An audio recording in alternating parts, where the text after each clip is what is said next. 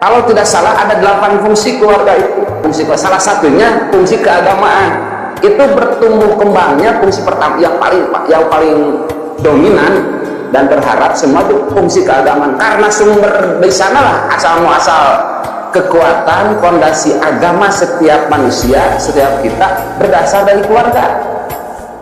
Nah, fungsi keluarga pertama yang paling dominan ini Teteh dan Akan semua adalah hal pertama fondasi keagamaan.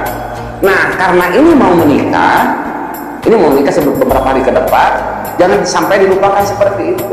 Pada jauh kene, kita belum tentu punya anak.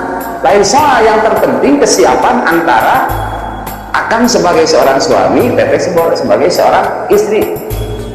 Persemaian atau percampuran antara dari laki-laki, dari suami terhadap istri dari awal pun itu merupakan pembibitan yang hebat untuk melahirkan keturunan yang diharapkan soleh atau solihah.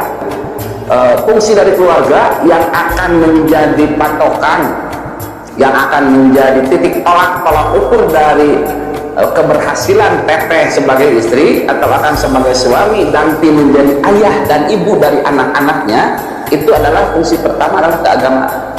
Karena dari sanalah menjadi fondasi dan berdasar kepada agama bagi anak-anak.